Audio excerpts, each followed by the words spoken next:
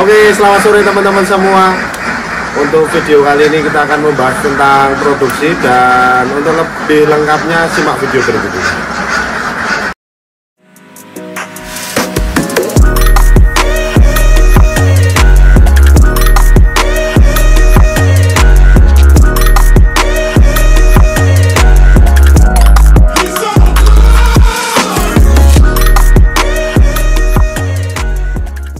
Oke, sebelum kita membahas tentang faktor apa yang mempengaruhi tentang produksi, kita ritual dulu seperti biasa, Mas. Boleh.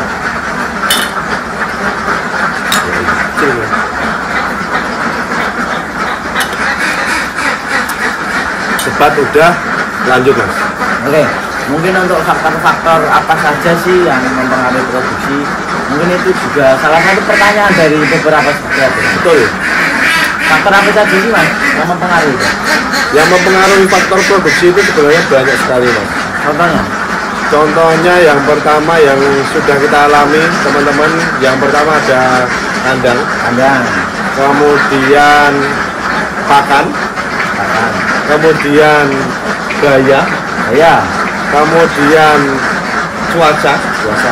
Dan yang terakhir mungkin faktor eksternal, Mas. Ya, contohnya vitamin. Pemberian vitamin terhadap bebek. Yang pertama dulu, Mas, kita bahas tentang kandangnya dulu. Kandang. Kalau kandang mau jelasin Mas ya atau saya? Mas Rangga aja. Kalau kandang, teman-teman, usahakan ya. Ini saran dari kami. Kandang itu jangan sampai becek lah. Betul. Jangan sampai becek, basah, jangan sampai kotor juga. Tentunya kita harus menjaga kekeringan dalam kandang, karena kandang kami juga intensif ya, Mas. Salah satu kunci keberhasilan dari kandang intensif yaitu ya kandang harus benar-benar kering, teman-teman. Itu tidak bisa dipungkiri lagi. Betul. Itu salah satu kunci lah. Biar produksi tetap normal itu kandang harus kering yang utama.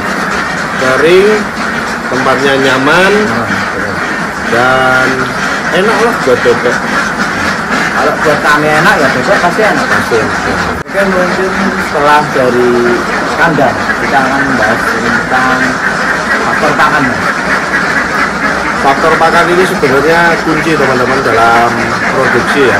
Tapi pada prinsipnya semua pakan itu bagus. Di kandang ini kita pakai Malindo 9905 SP, dan untuk sekarang produksi kita di angka 70%, teman-teman. Dan ini tadi kita sudah sortir untuk bebek yang lama ya, Mas, yang tua. Dan kemungkinan kalau enggak hari Rabu ya Kamis, bebek baru akan masuk, teman-teman, di kandang J-Farm. Dan ini kita menggunakan dua pakan sebenarnya ya. Dua pakan.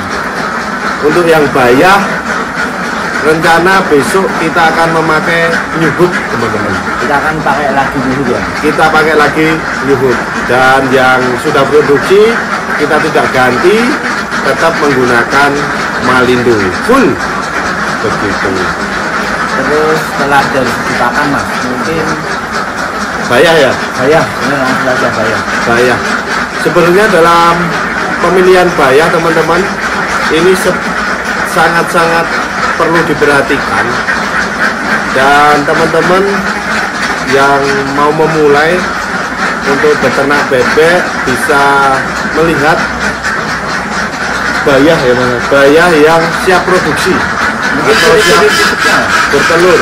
Nah, untuk ciri-ciri fisiknya sepengetahuan kami, yang pertama, bayah yang siap bertelur itu mempunyai kaki yang warnanya lebih gelap. Kemudian untuk paruhnya juga seperti itu, teman-teman, warnanya lebih gelap. Kemudian untuk bulunya itu cenderung cemerlang atau bulu baru yang bahasanya udah ngelus ya, Mas ya. Udah ngelus atau bulu-bulu halusnya itu udah rontok. Nah, kemudian untuk badannya itu proporsional, teman-teman, tidak gemuk dan juga tidak kurus, sterek lah. bahasanya itu ideal. Nah, itu ciri-ciri bebek biasanya umur 5 sampai 5,5 bulan. Ciri-ciri fisiknya seperti yang itu, teman-teman. Dan mungkin kalau faktor cuaca sudah banyak dijelaskan, teman-teman. Sekali lagi teman-teman bisa menjaga kenyamanan kandang, kemudian pakan, kemudian mungkin dengan pemberian vitamin ya Mas ya. Karena kondisi cuaca ini tidak bisa kita tentukan. Kita nggak bisa mengatur mau panas mau dingin, itu kita nggak bisa mengatur. Untuk vitamin monggo Mas dilanjut.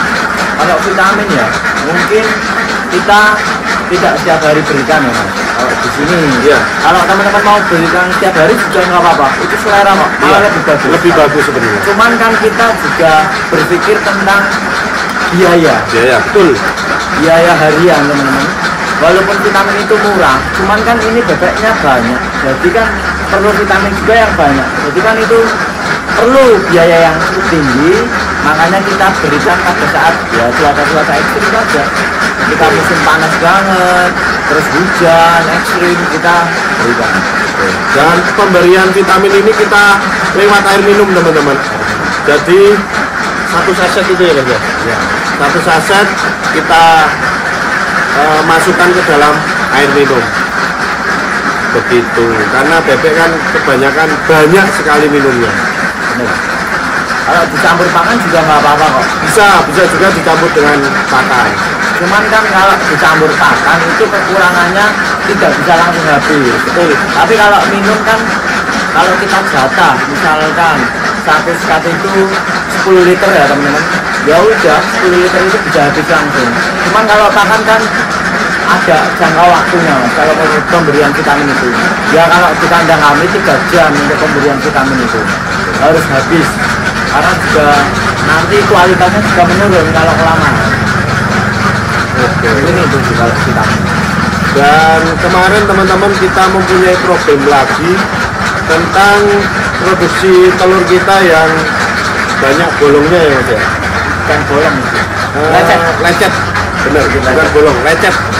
Nah, itu dikarenakan banyak terinjak oleh bebeknya, bukan karena alasnya ya teman-teman.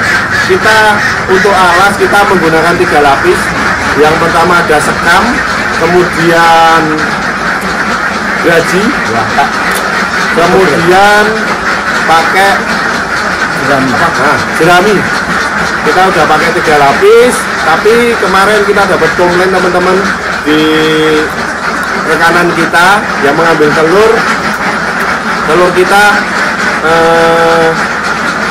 banyak yang retak-retak, dan masalahnya ketemu di bebeknya ya Mas ya. Jadi banyak yang terinjak-injak oleh bebek, kena kukunya jadi retak-retak. Nah, itu kembali lagi ke koloni ya Mas ya. Benar. Ke koloni. Mohon diperhatikan untuk koloni disesuaikan dengan ukuran kandangnya. Seperti itu. Mungkin ada lagi Mas? Mungkin kalau telur itu bukan karena kandangnya ya Mas. Itu karena bebeknya itu ya kalau telur itu suka bergerombol Mas. Jadi kalau satu tarangan, biasanya itu tarangan atau apa? Ya, satu tempat lah, satu tempat bertelur. Telur itu bisa sampai 30 butir loh teman-teman. Itu banyak, bukan sedikit. Gimana kalau itu nggak retak? Pasti ada yang retak 1-2 itu wajar.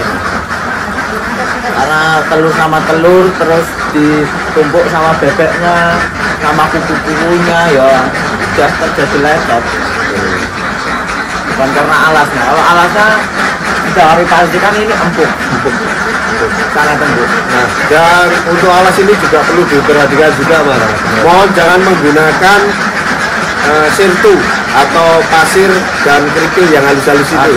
Nah, itu kemungkinan besar akan menyebabkan lecet ataupun pecah pada produksi telurnya. Begitu. Mungkin